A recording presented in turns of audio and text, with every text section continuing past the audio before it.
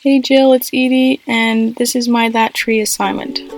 So this is the first picture I took back in January when Kyle and I went for a walk and I got the inspiration to pick this tree.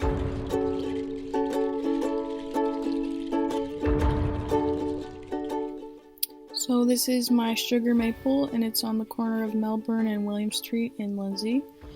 It has opposite arrangement, the bark is mature. You can tell because it's dark to light gray and it has long vertical strips that curl outward along one side.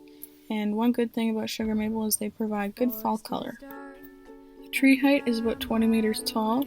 The crown spread is 7 meters. There are some targets around the tree that include a house, fence, surrounding trees, vehicles, and pedestrians. Which way would you run if you were looking through my glass? Here shows the biggest risk of this tree. There is a codominant stem that has a V union, which indicates included bark, and this extends 2/3 of the tree. There is a potential for it to rot in the union and then split. Another risk of this tree is the mass amount of canopy above the union that is large and could possibly fail. A good pruning practice could have been to prune the 2 other limbs to make sure there was no codominant stems and included bark, and to make sure that there was only one dominant leader.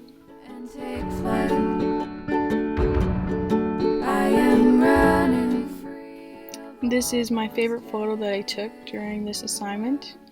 It doesn't necessarily show my tree, but my tree is off to the right, and I really like the sunshine on the other maple across the road. And the morning lights will warm my tired bones. The putting in of sidewalks might have caused some root damage. In relation to biomechanics, it doesn't have a very good trunk taper. It looks like it's been buried maybe in the past, possibly from sidewalk construction.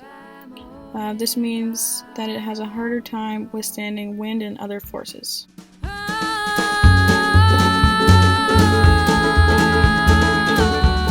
The crown is balanced and has no previous evidence of maintenance. A portion of the canopy has some dead branches. The live crown ratio is roughly 80%. The tree is partially protected from wind, and it was planted in a row with other sugar maples on the same street.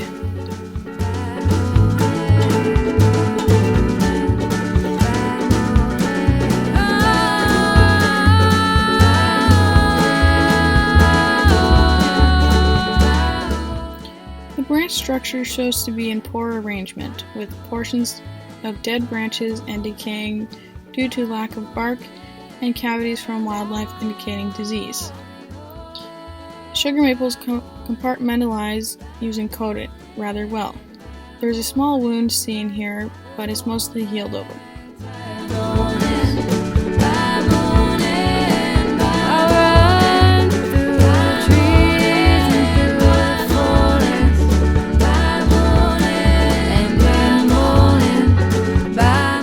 The trunk shows no evidence of previous failure, although nest cavities and dead bark are present on some portions, along with the extension of the codominant stem and included bark into the trunk.